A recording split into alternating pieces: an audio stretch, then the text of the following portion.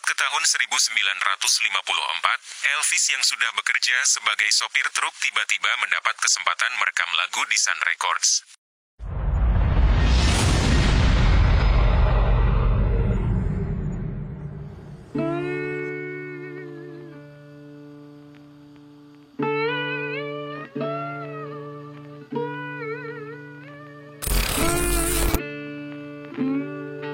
Saat Elvis kecil, hidupnya jauh dari gemerlap. Dia tumbuh di lingkungan miskin dan sederhana. Orang tuanya, Vernon dan Gladys, tidak memiliki banyak uang, tapi mereka punya cinta yang besar untuk musik. Gladys, ibunya, adalah orang pertama yang mengenalkan Elvis pada lagu-lagu gospel di gereja, yang akan menjadi pondasi dari gaya musiknya di masa depan. Namun, Elvis kecil adalah anak yang pemalu dan penyendiri, yang lebih suka mendengarkan musik daripada bermain dengan teman-temannya. Saat usianya menginjak 13 tahun, keluarganya pindah ke Memphis, Tennessee, kota yang penuh dengan musik blues dan gospel. Disinilah Elvis mulai menyerap berbagai pengaruh musik. Dari jalanan Beale Street, tempat para musisi blues bermain di malam hari, sampai gereja yang terus menggaungkan nyanyian-nyanyian gospel, Elvis seakan sedang dibentuk menjadi sosok yang suatu hari nanti akan meruntuhkan batas-batas genre musik. Tapi, semua ini bermula dari satu hal yang tak terduga, hadiah ulang tahun sebuah gitar. Waktu itu, Elvis berharap dia akan mendapatkan sepeda, tapi sang ibu membelikannya gitar murah. Kecewa? Mungkin. Namun, gitar itulah yang menjadi teman setianya. Melodi yang dia mainkan mulai tumbuh menjadi suara yang kita kenal hari ini. Lompat ke tahun 1954, Elvis yang sudah bekerja sebagai sopir truk tiba-tiba mendapat kesempatan merekam lagu di Sun Records. Awalnya, ia hanya ingin merekam sebuah lagu untuk ibunya. Namun, ketika dia mulai memainkan That's Alright dengan caranya sendiri, sesuatu yang ajaib terjadi. Sam Phillips, pemilik Sun Records, tahu dia telah menemukan sesuatu yang luar biasa. Elvis tidak hanya memiliki suara yang khas, tetapi juga gaya yang unik, kombinasi rockabilly yang menggabungkan country, blues, dan gospel. Setelah rekaman tersebut diputar di radio, Elvis langsung menjadi fenomena. Gaya rambut pompadour, senyum khas, dan gerakan panggung yang menggebrak, dianggap kontroversial pada masa itu, namun justru membuatnya semakin populer. Setiap kali dia tampil di televisi, orang-orang tidak hanya terpesona oleh suaranya, tetapi juga oleh gerakan panggungnya yang energik dan sensual. Di satu sisi, generasi muda menganggapnya sebagai pahlawan, sementara para orang tua justru menganggapnya terlalu vulgar dan mengancam moral. Tapi di balik semua keglamoran dan suara-suara pujian, Elvis adalah seseorang yang sederhana. Ia sering mengungkapkan rasa cintanya pada keluarganya, terutama kepada sang ibu, Gladys. Kehilangan ibunya pada tahun 1958 adalah pukulan yang sangat berat baginya. Di tengah kesuksesan yang ia raih, Elvis tetap merasa terhubung dengan akarnya, dengan gereja, dan dengan musik gospel yang selalu memberikan kedamaian di hatinya. Namun, jalan menuju ketenaran Elvis juga tidak bebas dari masalah. Ketika popularitasnya semakin menanjak, dia dihadapkan pada tekanan besar. Dunia berubah, dan begitu pula industri musik. Ia harus menghadapi perubahan besar dalam gaya musik yang lebih modern di tahun 60-an dan 70-an, di mana musik rock mulai berkembang ke arah yang lebih eksperimental. Pada akhirnya, Elvis adalah seorang inovator. Dia menggabungkan elemen-elemen dari berbagai genre musik dan menciptakan sesuatu yang benar-benar baru. Di masa ketika Amerika terpecah karena isu rasial, dia memecah batasan dengan memperkenalkan musik kulit hitam ke audiens kulit putih, dan sebaliknya. Elvis bukan hanya legenda karena musiknya, tapi karena pengaruhnya yang tak terbantahkan terhadap budaya pop dan generasi muda. Dari caranya menyanyi, cara berpakaian, hingga cara dia bergerak di atas panggung, Elvis membawa perubahan besar dalam dunia hiburan.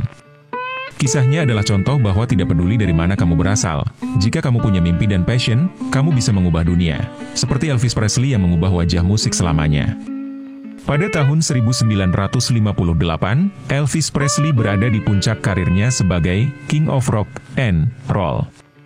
Lagu-lagunya menduduki puncak tangga lagu, film-filmnya mulai diminati banyak orang, dan gerakan panggungnya yang penuh energi menjadi sorotan.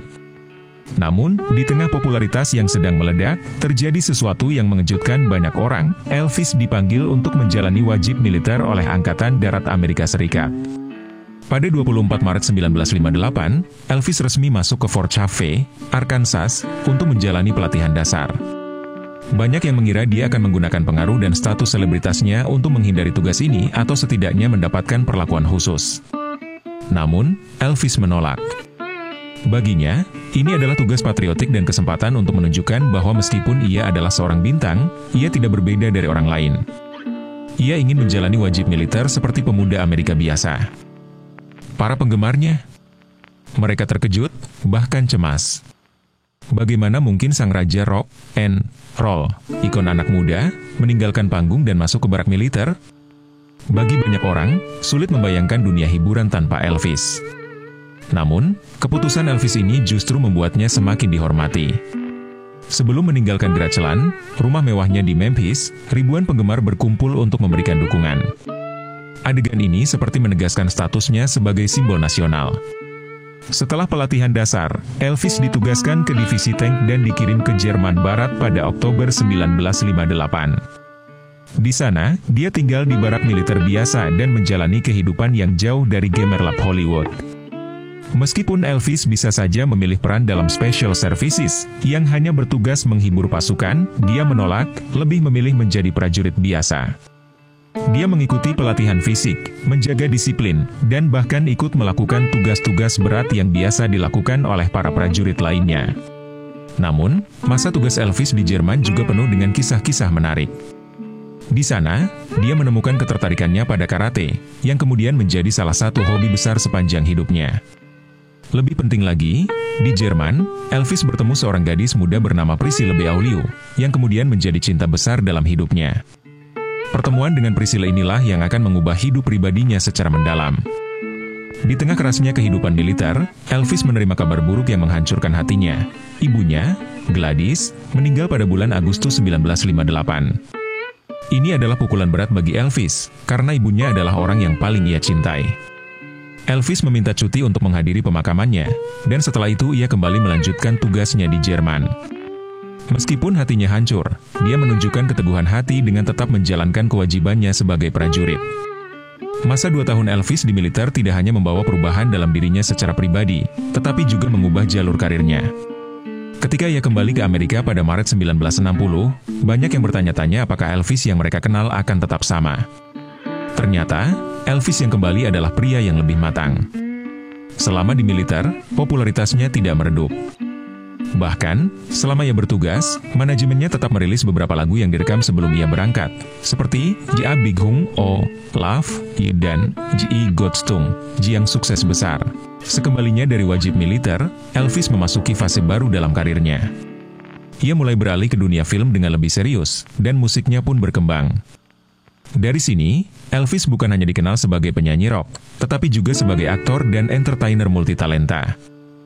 Cerita wajib militer Elvis Presley adalah salah satu bab penting dalam hidupnya yang menunjukkan bahwa ia lebih dari sekadar bintang rock. Ia adalah seseorang yang memiliki tanggung jawab dan rasa cinta pada negaranya, serta mampu menyeimbangkan antara kehidupan publik dan kewajibannya sebagai warga negara biasa.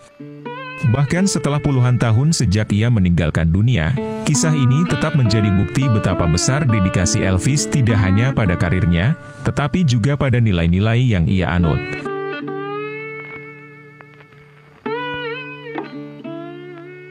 Terima kasih sudah menonton video ini. Jangan lupa untuk like, komen, dan subscribe jika kamu menikmati konten yang kami bagikan. Aktifkan juga lonceng notifikasinya agar kamu tidak ketinggalan video terbaru dari kami. Kalau ada pertanyaan atau saran, tulis di kolom komentar di bawah. Sampai jumpa di video selanjutnya.